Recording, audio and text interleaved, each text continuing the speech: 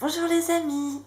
Aujourd'hui, je veux faire une vidéo sur ce qu'il se passe pendant la messe dans l'invisible. Si vous ne connaissez pas tout cela, cela va changer à tout jamais la façon dont vous allez vivre votre sainte messe. Car comme vous le savez, la messe est le sommet de la vie chrétienne. C'est le moment où nous touchons le ciel du doigt, de l'âme et du cœur. Aussi, je vais donc vous expliquer ce qu'il se passe donc à chaque étape de la messe dans l'invisible. Pendant le rite pénitentiel, donc c'est une dame qui a eu cette révélation et la Vierge Marie lui a dit voilà, tu vas voir ce qu'il se passe donc pendant la messe, révèle tout cela à l'humanité entière. Donc voilà. Donc la dame dit, pendant le rite pénitentiel, la première chose que j'ai remarquée fut une chorale de voix merveilleuses qui chantaient comme si elles étaient au loin. Durant quelques instants, la musique se rapprocha et puis elle s'éloigna tout comme le son du vent. L'archevêque commença la célébration de la messe et quand il arriva au rite pénitentiel, la Sainte Vierge me dit « Du fond de ton cœur, demande au Seigneur de pardonner tes fautes qui l'ont offensé. De cette façon, tu seras en mesure de participer dignement au privilège et d'assister à la Sainte Messe. » Donc ensuite, voilà, la dame dit « Ça va, je me suis confessée hier soir, mais la Sainte Vierge lui dit « Tu sais, depuis hier soir, tu as commis des péchés. » Donc, d'où l'importance de bien vivre, de bien faire son acte de contrition, de bien demander pardon à Jésus. La Sainte Vierge insiste en disant pourquoi vous arrivez toujours à la dernière minute. Tu aurais dû arriver plus tôt pour être capable de prier et de demander au Seigneur d'envoyer son Saint-Esprit pour qu'il t'accorde un esprit de paix et te purifie de l'esprit du monde. C'est pour ça que c'est important d'arriver en avance à la messe. Donc, te purifie de l'esprit du monde, de tes préoccupations, tes problèmes, tes distractions, afin de te permettre de vivre ce moment si sacré. Pourtant, tu arrives presque au moment où la célébration est sur le point de commencer et tu participes comme s'il s'agissait d'un événement ordinaire sans aucune préparation spirituelle. Pourquoi ? C'est ici le plus grand des miracles. Tu vas vivre le moment où le Dieu très haut donne son plus grand cadeau et tu ne sais pas comment l'apprécier.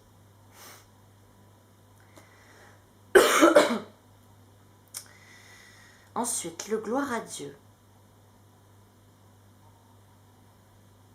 Donc là, elle explique qu'elle voit une place lointaine remplie de lumière devant la majestueuse présence du trône de Dieu. Donc voilà, il faut louer le Seigneur, lui rendre gloire, le remercier. Donc pendant la liturgie de la parole, la Vierge Marie lui fait répéter « Seigneur », donc à dire avant la liturgie, vous récitez dans votre cœur « Seigneur, aujourd'hui je veux écouter ta parole et produire d'abondants fruits. Que ton Saint-Esprit nettoie l'intérieur de mon cœur pour que ta parole puisse y grandir et se développer, purifiant mon cœur pour qu'il soit mieux disposé. » Donc la Sainte Vierge insiste que la parole de Dieu ne revient jamais sans porter de fruits.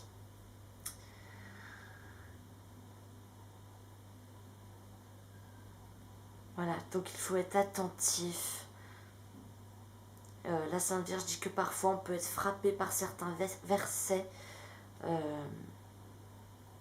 et qu'il faut les savourer tout au long de la journée. Quand on reçoit un verset, il faut les savourer, les méditer, les ruminer. Et que c'est grâce à cela qu'on arrive à changer de vie, car la parole de Dieu nous transforme réellement. Maintenant, dis au Seigneur que tu es ici pour écouter, que tu veux qu'il parle à ton cœur aujourd'hui. Ensuite, pendant l'offertoire, la Sainte Vierge me dit, prie ainsi. Seigneur, je t'offre tout ce que je suis, tout ce que j'ai et tout ce que je peux. Je remets tout entre tes mains. Construis-le, Seigneur, avec le rien que je suis. Par les mérites de ton Fils, transforme-moi, Dieu Tout-Puissant. J'intercède auprès de toi pour ma famille, pour mes bienfaiteurs, pour chaque membre de ton apostolat, pour tous ceux qui se battent contre nous, pour tous ceux qui se recommandent à mes prières. Apprends-moi à avoir un cœur accueillant pour eux, pour que leur marche soit moins pénible. C'est ainsi que les saints priaient, et c'est ainsi que je voudrais que chacun de vous le fasse. Et donc, pendant l'offertoire, elle voit les anges gardiens de chaque personne présente dans l'assemblée. C'est le moment où vos anges gardiens transportent vos offrandes et vos supplications devant l'autel du Seigneur. C'est d'une beauté exceptionnelle. À ce moment, pendant l'offertoire, voilà, vous visualisez, il y a tous vos anges gardiens qui vont vers l'autel.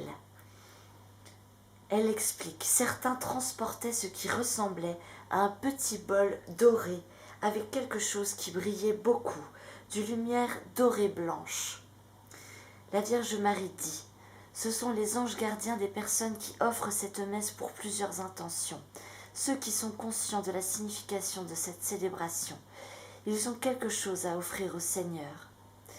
Offrez-vous à ce moment-là, offrez vos peines, vos douleurs, vos espoirs, vos tristesses, vos joies, vos supplications. Souvenez-vous que la messe a une valeur infinie, alors soyez généreux en offrande et en demande. Derrière les premiers anges, d'autres vinrent qui n'avaient rien dans leurs mains. Ils s'avançaient les mains vides. La Vierge Marie dit, « Ceux-ci sont les anges des personnes qui sont ici mais n'offrent jamais rien. Ils n'ont aucun intérêt à vivre chaque étape liturgique de la messe et ils n'ont aucun présent à apporter devant l'autel du Seigneur. » À la fin de la procession vinrent d'autres anges qui paraissaient plutôt tristes et avaient leurs mains jointes en prière mais avec les yeux baissés. Ceux-ci sont les anges gardiens des personnes qui sont ici mais qui ne veulent pas l'être, c'est-à-dire des personnes qui ont été forcées de venir ici, qui sont venues par obligation mais sans aucun désir de participer à la Sainte Messe. Les anges avancent avec tristesse parce qu'ils n'ont rien à apporter à l'autel excepté leur propre prière. Ne contristez pas votre ange gardien, demandez beaucoup, demandez la conversion des pécheurs, pour la paix dans le monde, pour vos familles, pour vos voisins, pour ceux qui se recommandent à vos prières. Demandez beaucoup de choses, mais pas seulement pour vous-même, mais aussi pour tous les autres. Rappelez-vous que l'offrande qui plaît le plus au Seigneur est celle où vous vous offrez comme holocauste pour que Jésus puisse, lors de sa descente, vous transformer par ses propres mérites. Qu'avez-vous à offrir au Père par vous-même? Néant et péché. Mais l'offrande de soi-même, unie au mérite de Jésus, voilà l'offrande qui plaît au Père. La vision de cette procession était d'une telle beauté qu'il me serait difficile de la comparer à quelque autre chose. Toutes ces créatures célestes se courbant devant l'autel, les unes déposant leurs offrandes sur le plancher, d'autres se prosternaient à genoux avec leur front touchant presque le plancher. Et dès qu'ils arrivaient à l'autel, ils disparaissaient de ma vue. Mes frères et sœurs, c'est merveilleux. Maintenant vous saurez que pendant l'offertoire, il y a cette merveilleuse procession de lumière. Maintenant, demandez pour tout, demandez énormément pour que votre ange gardien arrive avec un bol rayonnant de la lumière de vos prières, pour les apporter à l'autel du Seigneur. Ensuite, pendant le Sanctus, mes frères et sœurs, tout d'un coup, lorsque l'assemblée répondit « Saint, Saint, Saint », soudain tout ce qui se trouvait derrière le célébrant disparut. Derrière le côté gauche du célébrant, des milliers d'anges apparurent en ligne diagonale, des anges petits, des anges grands, des anges avec des ailes immenses, des anges avec des petites ailes, des anges avec sans ailes. Tout comme les précédents, ils étaient tous vêtus d'une tunique qui ressemblait à l'aube des prêtres ou des servants de messe. Tous s'agenouillèrent, leurs mains jointes pour la prière et leur tête inclinée en signe de révérence. On entendait une merveilleuse musique, comme si plusieurs chorales de voix mixtes chantaient à l'unisson avec l'assemblée. Saint, Saint, Saint. C'est merveilleux, mes frères et sœurs. Visualisez, pendant le Sanctus, visualisez ça, mes frères et sœurs. C'est ce qu'il se passe. Alors, pendant la consécration, mes frères et sœurs, le moment le plus merveilleux où le ciel touche la terre. Le plus merveilleux des miracles arriva. Derrière le côté droit de l'archevêque apparut une multitude de personnes placées aussi en diagonale.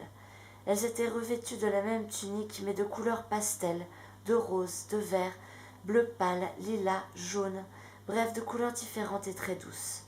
Leurs visages aussi étaient brillants et pleins de joie. Elles semblaient avoir toutes le même âge. Vous pouviez remarquer, je ne peux dire pourquoi, qu'il y avait des personnes d'âge différents, mais leurs visages étaient tous semblables, sans rides et heureux. Elles s'agenouillèrent toutes aussi lors du chant « Saint, Saint, Saint le Seigneur ». Notre-Dame dit « Ce sont tous les saints et bienheureux du ciel, et parmi eux se trouvent les âmes de tes parents qui jouissent déjà de la présence de Dieu. » Puis j'ai vu Notre-Dame exactement à la droite de l'archevêque, un pas derrière le célébrant. Donc vous saurez, mes frères et sœurs, qu'en plus des anges, il y a tous les saints du ciel, vos parents qui sont au ciel, et à 1 mètre derrière le célébrant à droite, il y a la Sainte Vierge Marie. Tout simplement. Elle était comme suspendue un peu au-dessus du plancher, s'agenouillant sur ce qui semblait être un tissu très fin et transparent, mais en même temps lumineux, qui ressemblait à de l'eau cristalline. La Sainte Vierge, les mains jointes, regardait le célébrant avec beaucoup de respect et d'attention. Elle me dit « Cela te surprend de me voir me tenir un peu en arrière de mon Seigneur ? Il doit en être ainsi. Avec tout l'amour que me donne mon Fils, il ne m'a pas conféré la dignité qu'il m'a donnée au prêtre, d'être capable d'opérer à chaque jour, avec mes mains, le miracle comme le font les prêtres.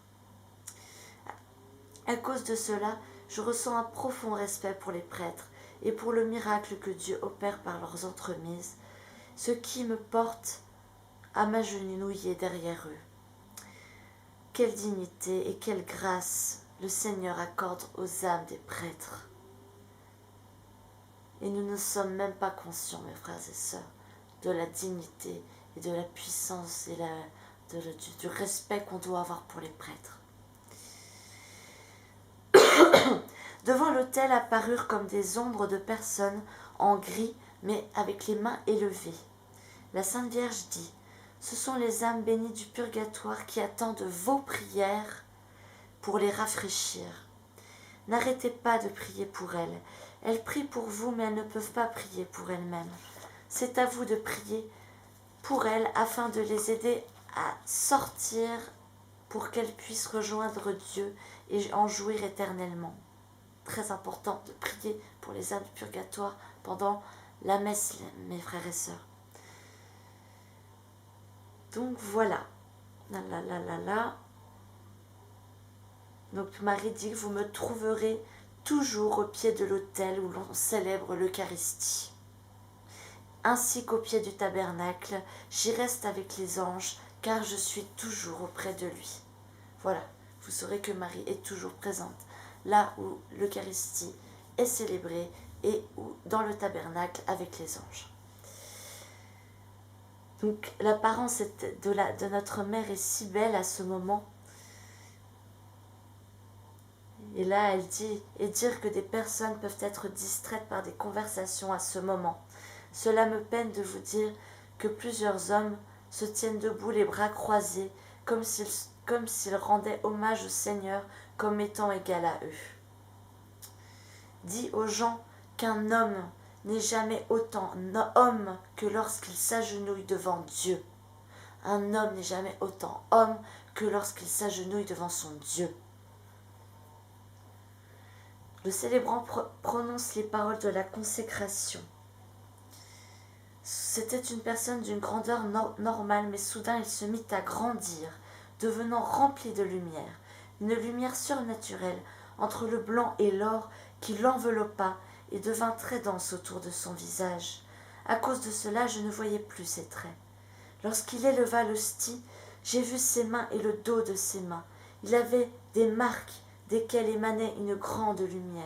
C'était Jésus. C'était lui qui enveloppait le célébrant de son corps comme s'il enveloppait amoureusement les mains de l'archevêque. À ce moment, l'hostie commença à grandir et devint énorme, et au-dessus apparut le visage merveilleux de Jésus qui regardait son peuple. N'abaisse pas tes yeux pendant que l'hostie est élevée. Regarde pour le voir et le contempler. Échange ton regard avec le sien et répète la prière de Fatima. Mon Dieu, je crois, j'adore, j'ai confiance et je t'aime. Je te demande pardon pour ceux qui ne croient pas, n'adorent pas, qui n'ont pas confiance et ne t'aiment pas. Pardon et miséricorde. Maintenant, dis-lui combien tu l'aimes et rends hommage au roi des rois. Je lui ai dit et il semblait que j'étais la seule qu'il regardait de cette énorme hostie. Mais j'appris que c'était ainsi qu'il regardait chaque personne avec amour, avec plénitude. Puis-je baisser la tête jusqu'à ce que mon front touche le sol, comme l'avaient fait tous les anges et les bienheureux du ciel? Peut-être que pour une fraction de seconde, je me suis demandé comment Jésus pouvait prendre le corps du célébrant et en même temps être à l'intérieur de l'hostie. Et tandis qu'il rabaissait l'hostie, elle reprit sa grosseur normale.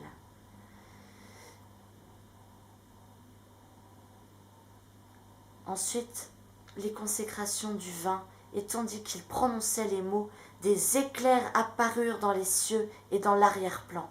Les murs et le plafond de l'église avaient disparu. Tout était noir à l'exception d'une brillante lumière qui venait de l'autel. Soudain, suspendu dans l'air, j'ai vu Jésus-Christ crucifié. Je l'ai vu de la tête jusqu'au bas du torse. Les bras horizontaux de la croix étaient soutenus par des mains larges et fortes. De l'intérieur de cette brillante lumière, une petite lumière, comme une très brillante et une toute petite colombe émergea et survola rapidement toute l'église.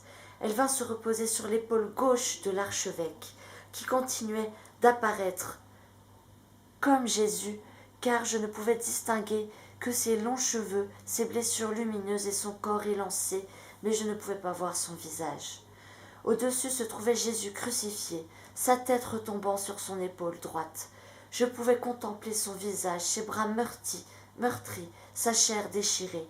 Du côté droit de son thorax, il y avait une blessure et du sang qui en surgissait et allait du côté gauche au côté droit. Ce qui ressemblait à de l'eau mais était très brillant. Il ressemblait plus à des jets de lumière qui se dirigeaient vers les fidèles, se déplaçant de droite à gauche. J'étais ébahie de voir la quantité de sang qui coulait vers le calice. Je croyais qu'il allait déborder et qu'il tacherait l'autel, mais pas une goutte se renversa. Ceci est le miracle des miracles. Je t'avais dit auparavant que le Seigneur n'est pas contraint par le temps et l'espace, mais au moment de la consécration, toute l'assemblée est transportée au pied du calvaire. À l'instant de la crucifixion de Jésus, je ne sais pas si vous réalisez, mes frères et sœurs, maintenant vous ne vivrez plus jamais la consécration pareille, mes frères et sœurs. Avec l'hostie, c'est le visage de Jésus qui vous sourit, et avec le sang de Jésus, nous sommes au pied du calvaire, au pied de Jésus crucifié. C'est pour ça qu'il faut être à genoux, mes frères et sœurs. Pouvez-vous imaginer cela? Nos yeux ne peuvent le voir, mais nous sommes tous là à l'instant même où il crucifie Jésus. Et il demande pardon à son Père, non seulement pour ceux qui l'ont tué, mais aussi pour chacune de nos fautes. Père, pardonne-leur, car ils ne savent pas ce qu'ils font. Depuis ce jour, Je m'en fiche si le monde peut penser que je suis folle, mais je demande à tous de s'agenouiller et d'essayer de vivre avec leur cœur et avec toute la sensibilité dont ils sont capables, d'éprouver ce privilège que Jésus nous accorde. C'est extraordinaire. Donc ensuite pour le Notre Père, notre maman dit qu'il faut le prier avec le plus de profondeur possible que tu puisses ressentir. Si tu as quelqu'un, des personnes qui t'ont fait du tort à ce moment-là, enlace-les contre ton cœur. Enlace-les contre ton cœur. Dis-leur dans ton cœur, au nom de Jésus, je te demande pardon et ou je te pardonne. Pardonnez à ce moment-là avant de dire un Notre Père, vraiment avec le cœur. Pareil, très très important, au moment de l'échange de la paix, il est très important de le faire aussi avec le cœur. Je trouve ça très triste d'ailleurs parce que les gens, on dirait que ça les ennuie, l'échange de la paix. Moi je suis toujours triste parce que chaque fois je fais des grands sourires et c'est pas souvent qu'on me le range. Les gens n'échangent même pas la paix. Je trouve ça assez triste. Et là justement, écoutez, ça va changer aussi votre vision. Soudain, je vis que parmi quelques personnes, mais pas toutes, qui se donnaient la paix, une lumière très intense vint se placer entre elles. Je savais que c'était Jésus. Et je me suis presque jetée pour donner la paix à la personne qui se trouvait à côté de moi. Je pouvais vraiment ressentir la paix du Seigneur dans cette lumière. C'était lui qui me donnait sa paix parce qu'à ce moment-là, j'avais été capable de pardonner et d'enlever de mon cœur toute la peine que j'éprouvais envers d'autres personnes. C'est ce que veut Jésus, de partager ce moment de joie, nous pardonnant et nous souhaitant sa paix. Donc vraiment donner la paix avec amour à votre prochain pendant l'échange de la paix. Pendant la communion, mes frères et sœurs.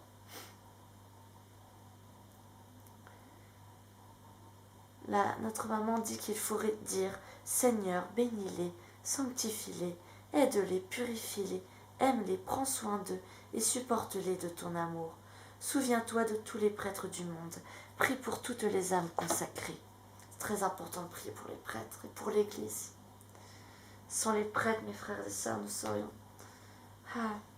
pauvres de nous sans un prêtre. Alors, donc très important, donc oui, d'aller recevoir Jésus avec une âme pure,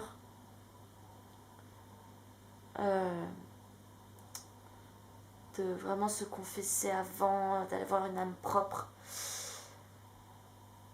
Et donc là, la dame dit que, elle précise que la dame qui communie avant elle était une personne de son groupe qui s'était confessée juste avant la messe. Elle dit que lorsque le prêtre plaça l'hostie sacrée sur sa langue, un flash de lumière, comme une lumière blanche très dorée, passa au travers de cette personne, d'abord de son dos, puis l'entourant à partir du dos, autour des épaules, ensuite de la tête. Le Seigneur dit, c'est ainsi que je me réjouis d'enlacer une âme qui vient me recevoir avec une âme propre. Donc voilà, quand vous recevez Jésus avec une âme propre, il vous enlace d'amour et de lumière.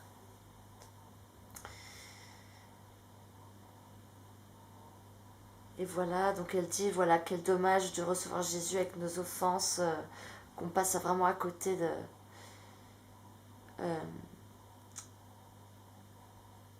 faire l'effort donc de trouver un prêtre pour enlever tout ce qui nous souille.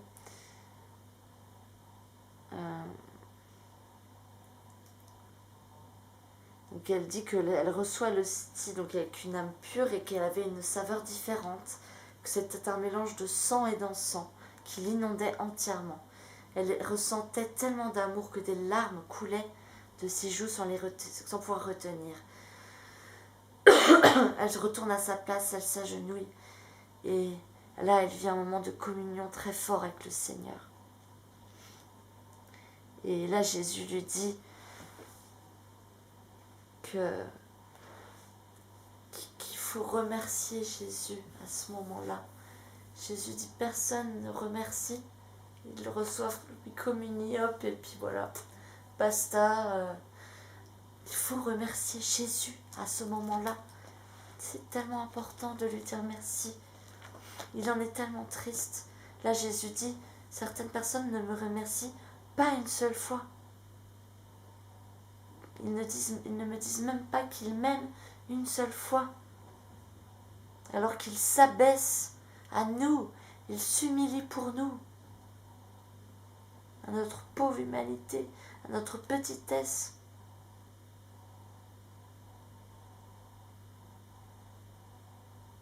C'est un pauvre mendiant d'amour, notre Jésus. Voilà, pareil, donc, très important de faire son signe de croix avec sérieux. La bénédiction du prêtre est très importante et dites-vous bien que ça pourrait être la dernière que vous pouvez recevoir. Vous pouvez mourir, renverser la journée ou l'après-midi. Ça peut être votre dernière bénédiction. Donc la dernière bénédiction du prêtre à la fin, c'est très important.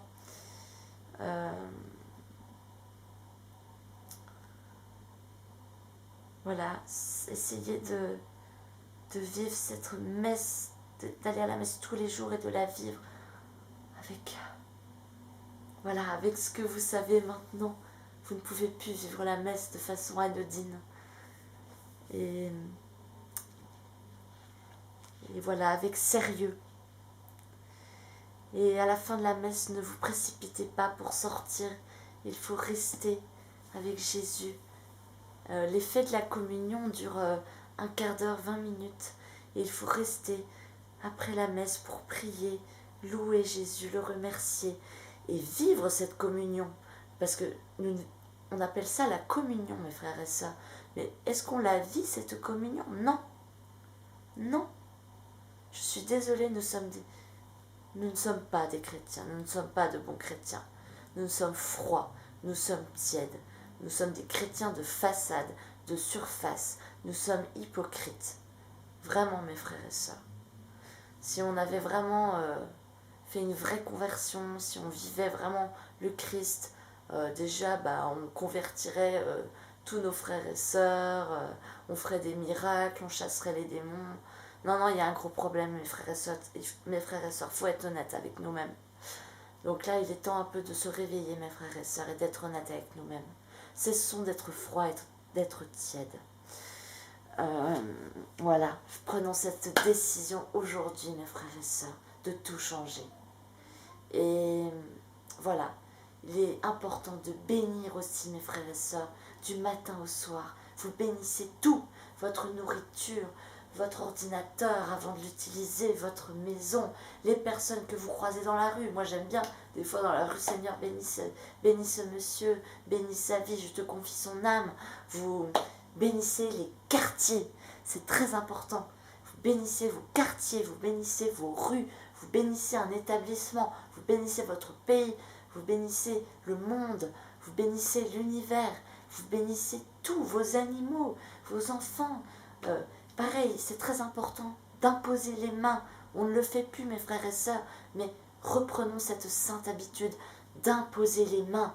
Il y a un véritable pouvoir de guérison et de puissance et de prière et de libération par le pouvoir des mains. Vous, parents, c'est de votre devoir d'imposer les mains sur vos enfants. Cessons d'être tièdes. Croyez la foi. On pourrait déplacer les montagnes si on avait un foi gros comme ça. Mais nous n'avons pas la foi, mes frères et sœurs. Nous n'avons pas la foi. Nous ne sommes même pas chrétiens, nous ne sommes même pas convertis. Alors, aujourd'hui, avec vous, je veux prendre cette décision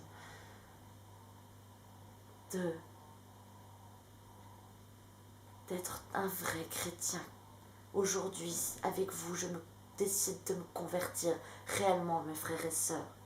Soyons brûlants pour le Christ et changeons. Revêtons l'homme nouveau, enlevons le vieux vêtement. Et il faut prendre une décision à prendre, mes frères et sœurs. ça suffit les... Oui, machin, non, non, on se trouve toujours des bonnes excuses.